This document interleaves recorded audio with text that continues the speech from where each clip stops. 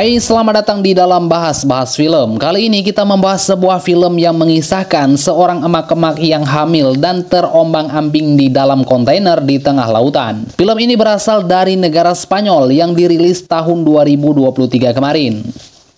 Film ini emang bikin menegangkan karena beberapa adegan yang membuat para penonton terbawa suasana di dalam film. Ya, tidak usah berlama-lama lagi, langsung saja kita membahas alur cerita film yang berjudul No Hero 2023. Di awal film kita diperlihatkan dengan banyak orang yang sibuk panik kagak jelas yang penuh dengan ketegangan. Kemudian di sini kita diperlihatkan dengan seorang yang hamil tua yang bernama Mia dan bersama suaminya bernama Nico. Sepasang kekasih ini bersama dengan beberapa orang lainnya dan dipandu oleh seorang pria yang menuju sebuah box kontainer. Wajah-wajah mereka dipenuhi dengan rasa yang takut sangat mendalam. Seakan-akan ada ancaman yang akan menghampiri mereka. Pada saat mereka sampai di pos pemeriksaan, mereka dimintai uang tambahan dengan tiada kejelasan yang pasti. Karena dalam keadaan terdesak, Nico pun terpaksa menyerahkan cincin kawinnya sebagai pengganti uang. Setelah itu, mereka pun langsung ke dalam box kontainer yang akan dibawa pergi dari negara asalnya. Di dalam kontainer tersebut ada beberapa emak-emak yang hamil serta orang-orang yang membawa anak-anak mereka. Di dalam keadaan waspada, tetapi mereka sudah agak merasa sedikit lega di dalam kontainer. Setelah dilihat ternyata akibat mereka sibuk panik dan tidak karuan, ternyata dunia sedang mengalami krisis sumber daya alam dan lainnya. Akhirnya pemerintah melakukan pemerataan manusia agar rata dengan tanah dengan cara membantai manusia, anak-anak dan para perempuan, seperti si istri Will di dalam dunia nyata yang membunuh anak-anak, wanita hamil dan lansia secara sadis. Inilah yang menyebabkan Nia dan Nico pergi meninggalkan negaranya sendiri, yaitu Spanyol. Dalam perjalanan yang panjang, sebuah tragedi menimpa mereka. Ada seorang bapak-bapak yang beserta dengan senjatanya memaksa sebagian mereka untuk pindah ke kontainer lainnya karena kapasitas di dalam box berlebihan hingga bisa membuat mereka sesak. Namun kacaunya, Nico termasuk salah satu orang yang dipisahkan dari Nia. Nia dengan histeris melihat suaminya yang dipisahkan darinya. Sebelum mereka berpisah, Nico sempat menghubungi Nia dan menenangkannya. Nico juga menganjurkan Nia agar tidak percaya kepada siapapun. Setelah berbicara, Nia pun mematikan ponselnya agar hemat baterai HP-nya. Di dalam kontainer, orang-orang hanya bisa terdiam dan ketakutan. Saat tiba di perbatasan negara mereka, kontainer mereka diperiksa dengan sangat ketat. Karena ada laporan sekelompok orang yang lari menggunakan box kontainer. Sopir box itu beralasan mereka sedang terburu-buru. Ketua aparat sudah mulai curiga dengan gerak-gerik sopir bus itu. Pemimpin aparat akhirnya menawarkan pengampunan kepada siapa saja yang keluar dari persembunyiannya. Maka keluarlah seorang perempuan dari box kontainer itu. Dan pemimpin aparat itu pun... Aparat kemudian membabi yang buta kepada orang-orang yang ada di dalam kontainer. Dan orang-orang itu pun waqfu anna berjamaah. Dan tiba-tiba keluarlah seorang anak kecil yang ingin menunjukkan tarinya. Tapi si bocah itu pun... Dan si bocah itu pun ikut waqfu anna juga. Nia akhirnya selamat dari tragedi yang tragis itu. Atas kejadian itu, Nia pun merasa ketakutan yang sangat luar biasa karena melihat kebrutalan yang baru saja ia lihat dengan matanya sendiri. Ia mencoba menghubungi suaminya, tapi sangat disayangkan di lokasi itu tidak ada jaringan sama sekali. Lalu Nia melihat dari lubang box ke arah luar, ternyata kontainer sudah berada di atas kapal dan siap OTW ke negara lain. Mia berulang kali menghubungi Nico, namun usahanya tetap saja gagal. Dan Mia pun akhirnya memutuskan untuk beristirahat. Di tengah malam, Nia pun terbangun karena badai menghantam kapal mereka. Ombak besar membuat kontainer itu jatuh ke laut, dan Mia pun pingsan setelah palanya terbentur oleh dinding kontainer.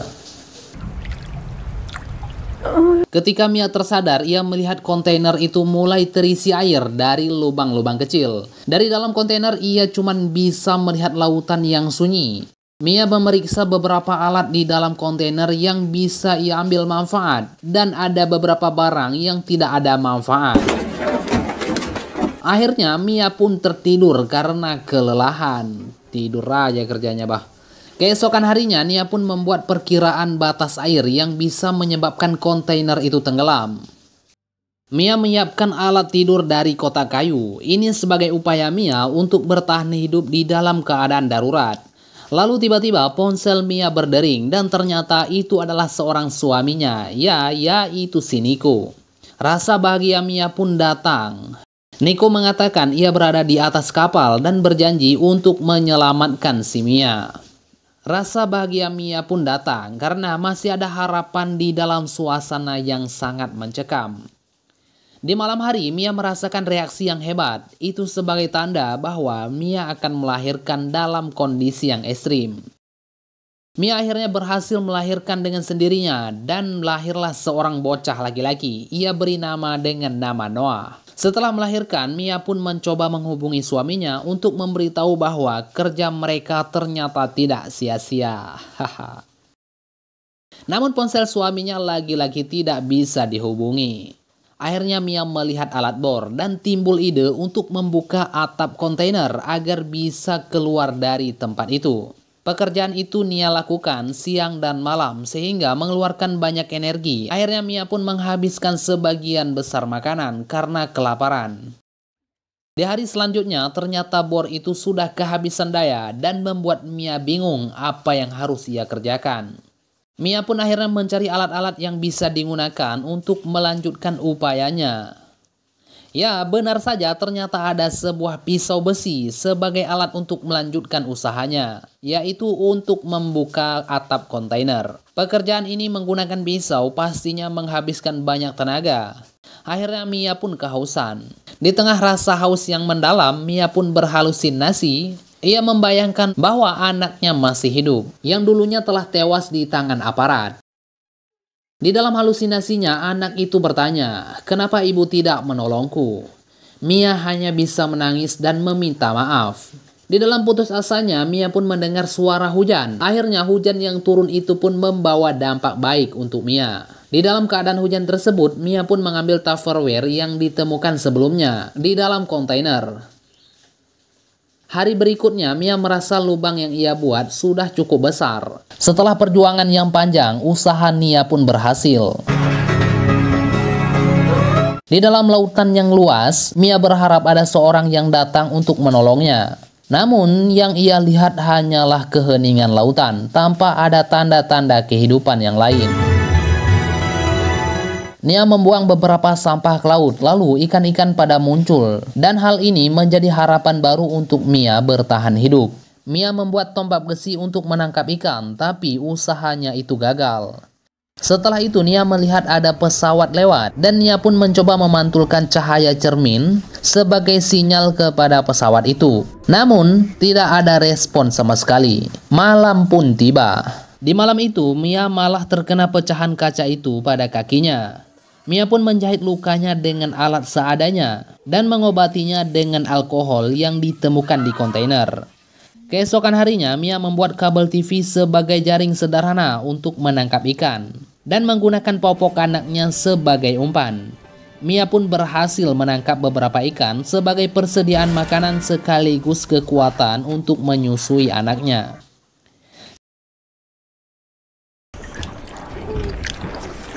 Di hari yang ke-12, air di dalam kontainer pun hampir setinggi badan Mia. Mia membuat sebuah tulisan meminta tolong dan ia masukkan ke dalam Tupperware.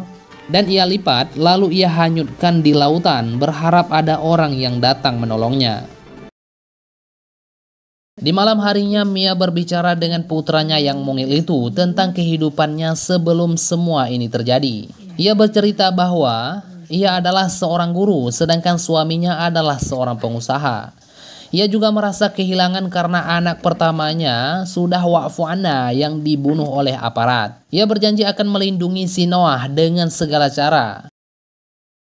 Akhirnya Mia pun memutuskan untuk beristirahat. Di dalam istirahatnya tiba-tiba ponselnya berdering. Dan itu adalah Miko. Ia sangat bahagia dan memberitahu bahwa ia telah melahirkan Noah. Namun suasana menjadi haru karena Nico tidak bisa menjemput Mia. Nico mengatakan ia tertembak oleh aparat pada saat ia melarikan diri. Sebelum panggilannya terputus, Nico berpesan kepada Mia agar terus berjuang demi Noah. Mendengar hal itu, hati Mia pun terasa hancur, namun ia bertekad untuk tetap bertahan. Pada hari ke-20, air sudah hampir memenuhi kontainer. Nia merakit-rakit kayu untuk memastikan ia dan Noah tetap selamat jika kontainer tenggelam. Malam pun tiba. Ternyata benar saja kontainer itu mulai tenggelam. Mia berusaha menyelamatkan sisa makanan. Akan tetapi Mia malah terjebak di dalam kontainer yang penuh dengan air. Tetapi beruntungnya Mia berhasil berenang ke permukaan. Akan tetapi Noah sudah hilang. Saat panik mencari Noah, seekor paus muncul dari dasar laut dan menyemburkan air dan membuat Noah menangis.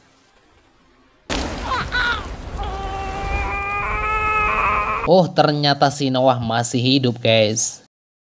Mendengar suara tangisan Noah, Mia terus berenang menuju Noah dan berhasil mendekati anaknya itu. Mia pun mengikatkan dirinya dengan tali agar menghubungkan dirinya dengan Noah, biar tetap aman.